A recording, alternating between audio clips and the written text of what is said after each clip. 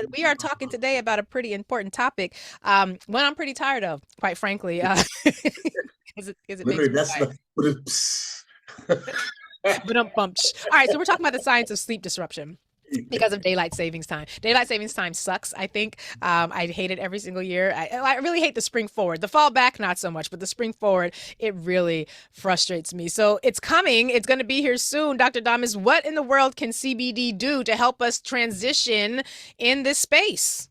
they still got us doing this crazy thing with the daylight savings. It's preposterous, And why? um, Why do we do right? And they steal an hour from us, and we got to wait all the way to October to get that hour back. that? And it's not just the inconvenience. There are actually medical things associated with that lost sleep. So Oh, that, yeah, so that lost sleep, that changing in the times in the fall, in the spring, actually has negative consequences on our health and our productivity and a whole bunch of stuff. So basically, they signed this stuff into law way back in like 1966. And, mm. like usual policies, it's like, oh, it's going to do this, it's going to do that, it's going to be great for society. We came up with this idea that we're going to change the clocks and that's going to fix our ills, right? And so they put this permanently into law in 1966. And curiously, what we found is like a lot of the things that they promised would happen, like energy savings, increased productivity, uh, more productivity from the farmers, and those kind of agricultural and manufacturing things. None of that stuff really happened, Are right? you serious? Yeah. So it just didn't happen, right? I'm Because losing sleep behind some untested theories that got signed into law before I was born, and now I'm just stuck being tired. exactly, exactly. And in addition, a lot of that policy was made in the time where we don't have the advances that we have now. There's a lot more automation. There's less labor, manual labor involved in a lot of tasks. Digitization of a lot of information. So things move quickly. So a lot of the things that this policy was founded on are kind of obsolete now. And then And I, what I would just also add this. I'm looking at this year, 1966. We had just got the Voting Rights Act in 1965. I don't feel like the black contingent of America was able to sufficiently weigh in on the situation. I think for the racism alone, we deserve a revote.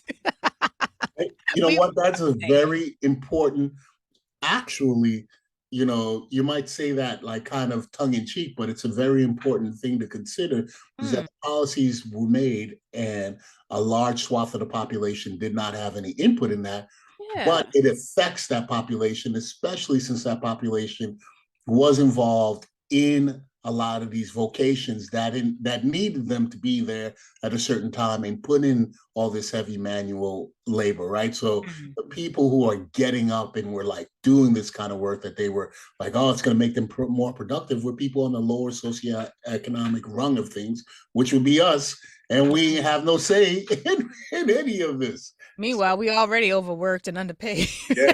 They like squeeze more out of them. They can handle it. Give Yeah. them an extra day of daylight. You know what I'm saying?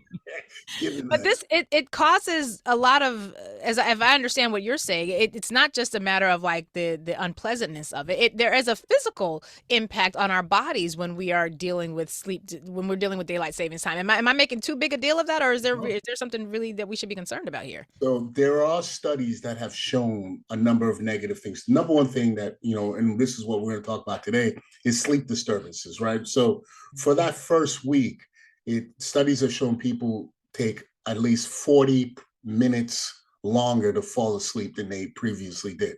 Now, Mhm. if you know, most of us are already dealing in a constant state of like sleep deprivation.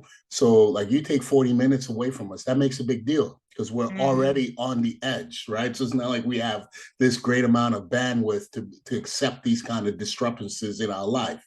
Second thing is, for some people, it can last much, much longer. So, their entire sleep cycle is so you're looking at weeks to months of just like feeling lower amounts of energy, Yeah. decreased performance, decreased concentration, increased accidents at the workplace and on the road. And here's the wildest one that I found: increased incidences of heart attacks. Wow. Been a 3% increase of people getting adverse cardiac events around daylight savings time. Damn. Yeah, And we already got more heart disease than everybody. yeah, We damn sure need a revote. yeah, That's exactly. insane. Yeah. So when we look at like some of the, promises of this policy and then how it actually affects people, it's actually something that makes quality of life in a number of ways like worse. And we Yeah. can tell from this is just not like hyperbole. We have the data that shows like this policy is very disruptive and it doesn't come with the benefits that it promises. As a matter of fact, it actually comes up with negatives that would Mm. outweigh any of the benefits that you're talking about. Yeah. Now I got to be honest with you. I see how sleep disruption can impact different demographics differently, right? Like so I see it in my kids. I'm already getting my little moo pie ready. Like we going to bed a little bit earlier because I feel like she's suffering from not getting enough sleep already. So but my teenager, he's a little bit more mom fine. I don't need a whole lot of sleep. I'm Mhm. good. Yeah, because he's 17 and grown and pretends he's got bass in his voice, which he Is really that does. his voice right there? Is Right, that that's his voice right there.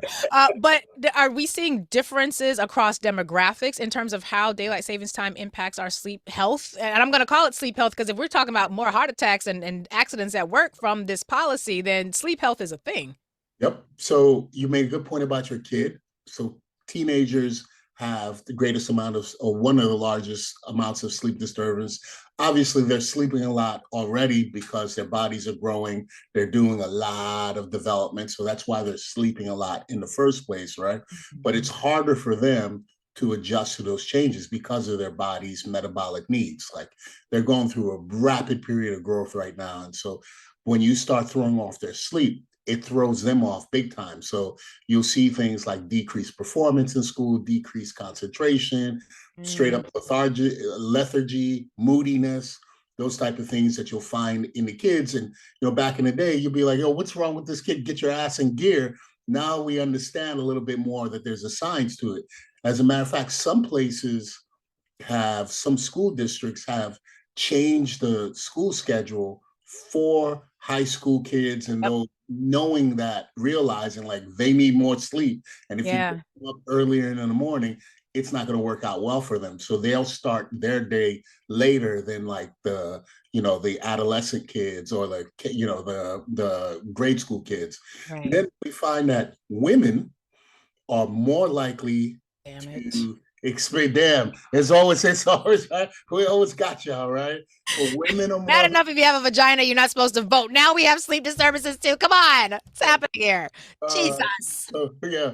So women more likely to suffer from sleep disturbances after daylight saving time. And then I'm gonna give you a double whammy, Lurie, just because I love you.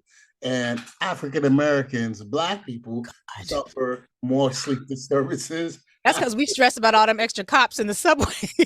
Talk And about a what psychological is impact. that about? New York City is wild, and what is going on? Bruh, That's you need another. to. I've never said you should stay in Florida and don't come back to New York, but on this topic, Florida might be a safer space. I don't know, What that's pretty kind of scary. Gestapo? I don't know what is going on in New York, Bruh. and right. But here's a good thing. Here's a good thing. So we gave you two shots, Lurie, but I'm going to take one back. People who are married or have a partner are Oh, more resistant to the sleep disturbances from daylight savings huh. than people who are Okay. single. So there you go. Tonight you'll I hug up like your man it. and say, "Come on, baby, let's go to sleep." It's daylight savings time. Let's go to sleep. Let's go to sleep. You know what I'm saying? We got our shield. We are protected by our love. I love it. Love doesn't conquer all, but it will help you sleep a little bit better at night. So I know at some point we're going to get to the CBD side of this conversation, but one of the things I always say is I appreciate about you, Dr. Damas, is you don't just jump right to the plant because there are other things that we should be incorporating. That's one of the reasons I like having conversations with holistic doctors who aren't just looking to the thing that they specialize in as a solution. Is there anything we can do beyond the CBD? What else can we do to help get ready for it? Because it's coming every year. It's on the calendar already. What Yeah, can we do to minimize the harm that it can cause? perfect thing, right? Because we know it's coming every year. So Yeah. it's the second Sunday of the month, so it's going to be this Sunday coming up, right? Jesus. And so one of Oh crap. No, my daughter has a dance competition. She always supposed to be somewhere at 7 o'clock in the morning. the Oh my God. It's this weekend? Yeah, you better step up your game. Yeah, don't let it sneak up I on need a you. nap. I need a nap now. You need it now. That shit. Oh, I gotta make sure all the dance Lady moms that said we know what's TV. happening, All right, we Lord. gotta And set we all black and brown too, so you know we gonna need an extra. Come that. on, get up, get the clock together. Oh, okay. Sorry, I just had a brain fart. That's not good news. Okay, second No, Sunday of this month. It's yeah, coming. It's it's here. so one of the things that you can do is prepare yourself by slowly incrementing or changing your sleep patterns and going to sleep a little bit earlier by Mm, 5, 10, 15 minutes per day so that when it happens, it's not a big disruption to your system, right? okay. So like you kind of plan for it to come, which is a great way to do that because you're going to do that anyway. You're going to have to adjust to that cycle anyway. So you Right. can either be forced to do it, right? And so it's like it happens, and now I got to catch up to do it, or you can slowly get yourself going so that when it happens, you're kind of like, I Yeah. was ready for it, right? So that's a great way of doing it. Practicing sleep hygiene, which is something that we talk about. And so, good sleep hygiene are the methods and the ways that you go about preparing yourself for sleep Mm, and actually sleeping. So that means, instead of waiting to the last minute, then jumping in bed, oh man, I got to be up at 6, so I'm gonna go to bed at 10 and it's 9:55. And that's when you're like, all right, cool. Now I'm gonna go. I expect to be in bed and asleep by 10. That's not gonna happen. So mm, little tidbits are like, setting your temperature that you like to sleep at an hour before you go to sleep so that when you get into the bed, the room is at the temperature that's comfortable for you. Turning off stimulatory devices like your screens and TVs prior to yeah. that. There's lots and lots and lots of studies that show a correlation between screen time and stimulus and inability to sleep. So shutting that off, real talk, this is old school stuff, but shutting Yep. that stuff off and reading a book or something will do that. Prayer, meditation, so quiet time will do Mm, that stuff. And avoiding stimulants. So caffeine, yep. Coca-Cola, all those things, sugary drinks and substances before bedtime, because those will stimulate your system. Sugar, refined sugar, is a very strong stimulant that we don't Mm, pay enough attention to. And of course, the caffeine, we know you specifically take it to give you energy, right? And right. so, Right. you I know, think that also includes not doing dessert too late. That's one thing I realized with my kids. I would, we'd eat dinner and then I would hold dessert until after they finish their evening chores. But then I realized you eating a whole ass slice of pie right before you go to bed. This is a problem. Making sure that your meal times are early enough so that whatever sugary thing you might provide after, if you do dessert and it's got a high sugar content, making sure that that's not like, have this slice of pie and then go brush your teeth and get ready for bed. That's not a winning solution. Don't ask me no. how I know, but I know. They'll be amped up, pumped up, right? Jumping off the bed. And then Exactly. one last simple thing that people do, and I always tell my patients this, even though I live in Florida, is sunlight. So even though we live in quote unquote the sunshine state, most of us work indoors. So we're spending the majority of our time inside someplace that is prohibiting us from getting direct sun contact, right? So the sun Mm, does a lot of things for us. It helps us with our immune system, helps us with mood, with production of serotonin, but it also helps us get in tune with our sleep cycle yeah. because it actually signals things in our body, in our brain, that says these are the waking hours, right? And these are not the waking hours. And when you're in the absence of that, and I love to say it's like being in the absence of God's light. You know what I'm saying? Like, you're not good, Poetic. I like that. right? When you're not in the presence of God's light, you're going to be off your game. You're going to be off Mm. in many, many ways. So I always tell people, especially us who are wrapped in that beautiful brown velvety skin like yours, right? That Hey, stuff is melanin is a thing. It is yeah, a it's a healer. powerhouse. It It is. does a lot of things. So we need to go outside. And now it's March, it's getting warmer, so you have an opportunity to get more sunlight. I love it. I love it. And now I also do a lot of when it comes to herbal remedies. I think that's also something that I know a lot of folks do. There's some teas that I really like, and I know you've mentioned before chamomile tea, valerian root, which is really great. But those things also for people who want a tea, they want a calming, soothing, that making that a part of your bedtime hygiene, I think is great. I know melatonin is something that a lot of folks use. I've never used melatonin. What do you know about how that can also be used for sleep support? Melatonin is a hormone that's naturally produced by us, right? So it helps with the sleep wake cycle and helps people go to sleep. I've Mm. tried it in the past. I've had mixed results with it. One of the issues that I've had with it, and this is a side effect of it, is it makes you want to pee at night, right? Oh, So that sucks. yeah, exactly. So like I'm trying to sleep, but then I get up because this thing is making me want to go pee. It's disrupting my sleep. Counterproductive. Exactly. So, and it's some people a lot, some people claim, feel like it doesn't give them any results, right, that they Oh, want. So okay. melatonin is a popular thing that people use, like you mentioned, valerian root, chamomile tea. So there's a lot of those things. I like to, keep it down. So make sure you're not drinking black tea and those kind of things. And Right. remember, just because Western medicine doesn't say this is a thing, doesn't mean that it's not a thing. Because people have existed long before Western medicine, Uh, right? So they're not know-it-alls. It's the truth, right? Because they will prescribe you some other things, right? So there's a lot of over-the-counter sleep aids. yeah. Tried them out. Now I've done everything from like Tylenol PM to Benadryl. Um, there's like prescription sleep aids like Ambien, or you can get like benzodiazepines like Xanax or Ativan. Don't some of those make you do like weird stuff in Yeah. your sleep, like So fuck yeah. and So yeah. the Ambien, which is the generic name is Zolpidem, it has the potential to have you sleepwalking. You'll do sleep Mm. eating. Sometimes people get night terrors or nightmares from that.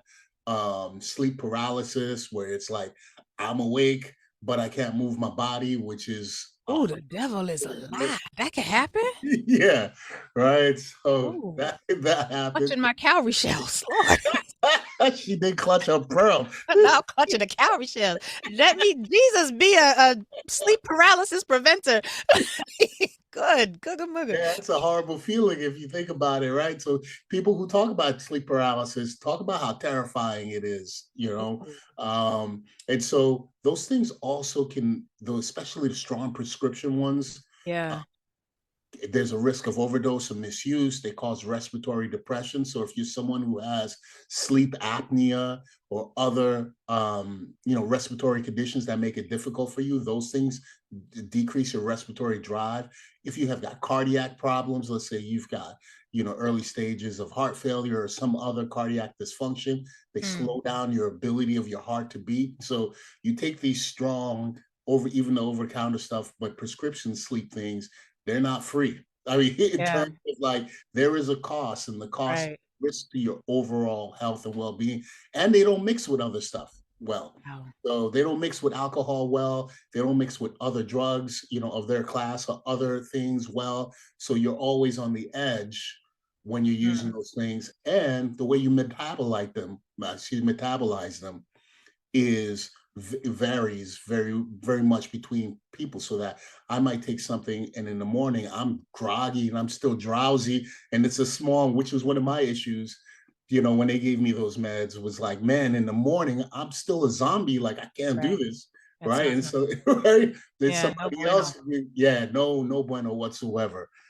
Now, I will say this because I'm watching the clock and I'm mindful that you and I are both now adjusting to the fact that you're in the second hour because I was about to wax poetic about something. We ain't got no time for that. We almost at the end of the show. Okay, so I want to switch to the CBD component because I have, when I've had issues with sleep in the past, I've tried a couple of different things and even some of the natural stuff still does I tried Delta 9 before because a friend of mine had said, this is really good for sleep. I'd spoken with some medical professionals. They were like, yeah, we've seen there's good some good results, but it still had me. I had the groggy in the morning. If you take it too late, it was still like, well, this ain't gonna work. But then I did try CBD. I've tried the tinctures. I've tried some of your products as well, the tinctures, the capsules, and did not have that at all. And so what's happening in CBD that allows people to get sleep without the groggy, funky feeling in the morning, without the high? Because again, for folks who are listening to this segment for the first time, CBD is a component of the cannabis plant that does not get you high. It gives you all the benefits but the high. And the THC side is the side that will get you high. But when it comes to sleep, I had really good results with CBD. Yeah, that sleep is good. Sometimes I tell people it's like being in a movie, in like a sci-fi movie, and then they wake you up from your sleep pod and they're like, "Welcome to the Andromeda Galaxy." You've been asleep for 3 months. You're like, "What? Get Well, no, out of I never had that. here!" But I feel great. What? So that I love like getting a good night's sleep from that because yeah.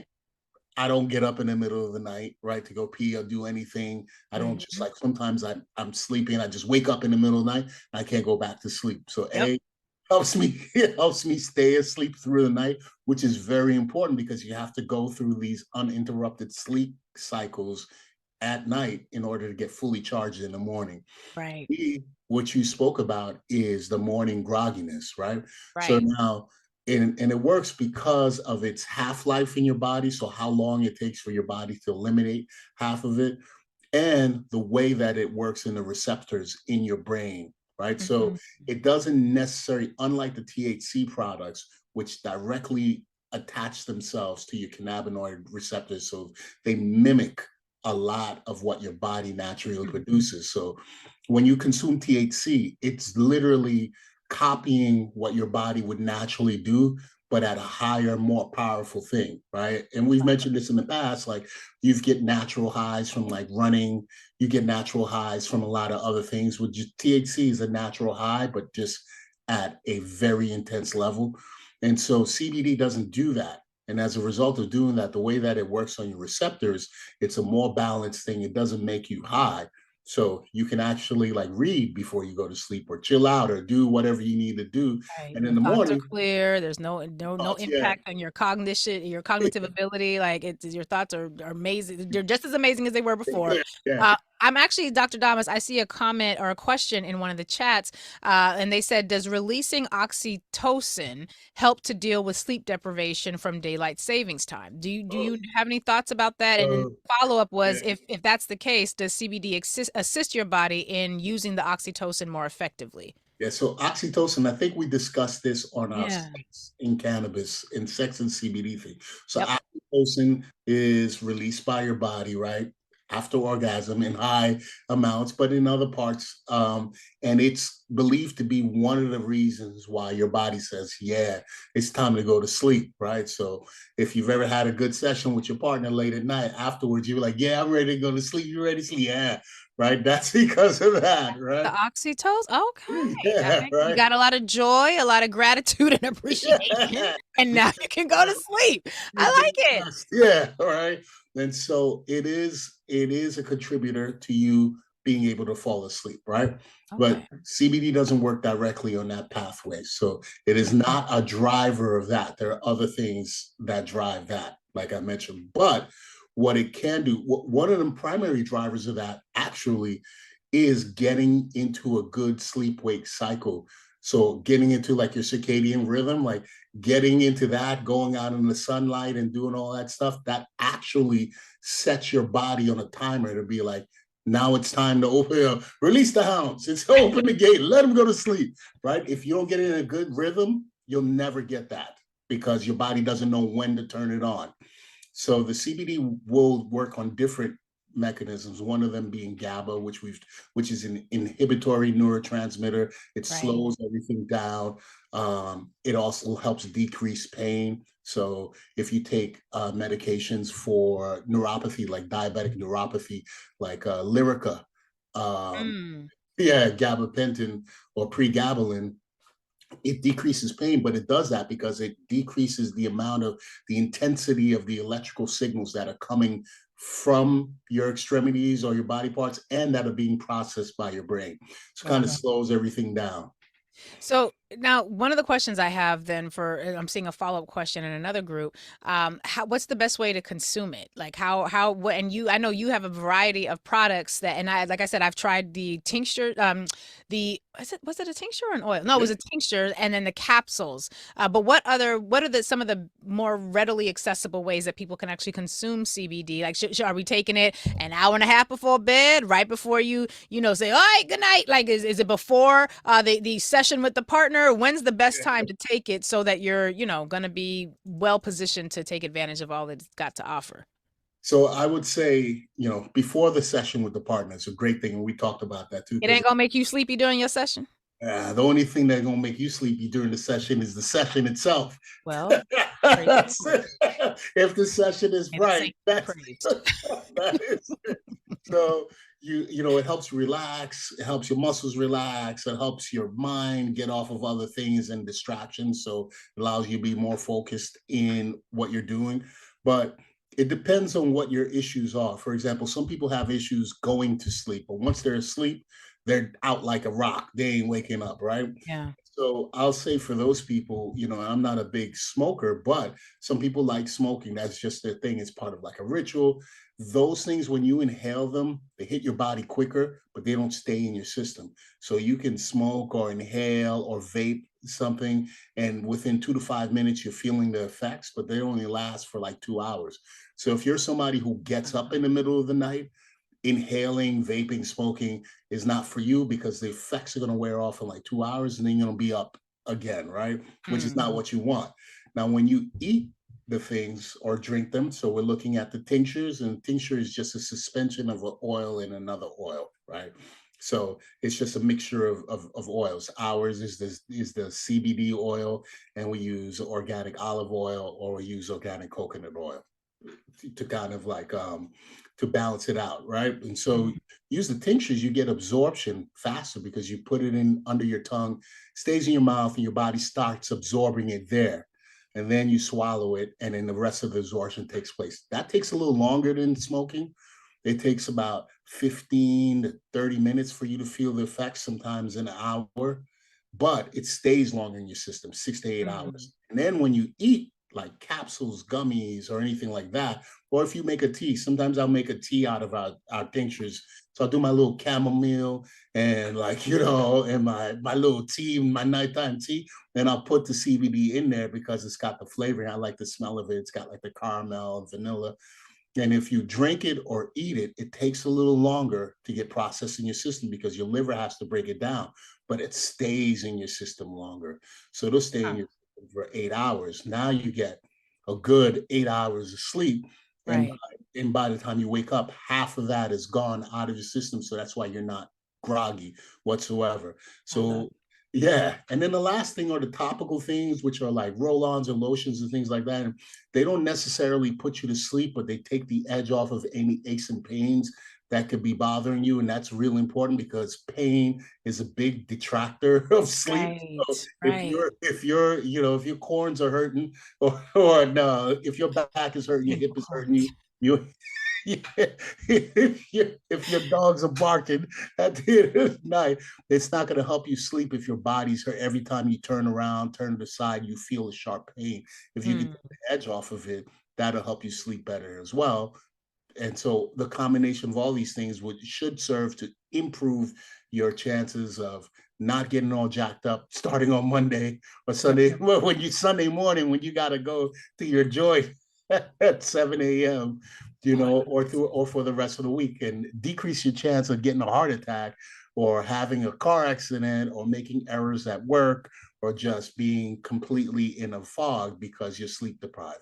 Now I gotta be honest with you. I'm low key irritated. Like, how would you plan a dance competition that starts at 7 o'clock in the morning on the weekend of daylight savings time? I'm gonna have to put that aside for another day. I'm gonna have to protest this and have to figure out how to advocate around this.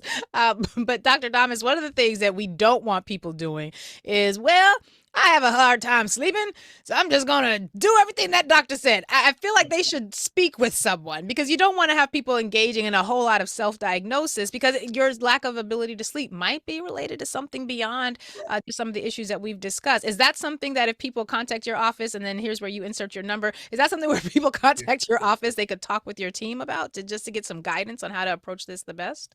Y'all can tell you got some good sleep last night. You're sharp right there. You've got multiple process I'm actually working. exhausted. Like, actually got no good sleep last night. Oh, I was up super late, fretting about this and that. He flew in late, so it was like a whole thing. Like, so yeah, maybe I'll be even more sharp when I do have a good night's sleep. under the fire. So we love it when people contact us, ask questions. I prefer people have safe things and they don't go off Yeah. on their own, doing things that could A, be detrimental to them, or B, not be the solution they're looking for. So, and always give us a call if you need. It's 833-362-3262, 833-362-3262. Or you can go to the website, drdamas.com, drdamas.com, or you can spell it out, Dr. Damas, damas.com. Purchase anything you want on the site. Put some respect on my sister's name. Even though she's sleep deprived, she's still on top of her game. Y'all ain't know I could rhyme. You see that? I was off the top of my head, right?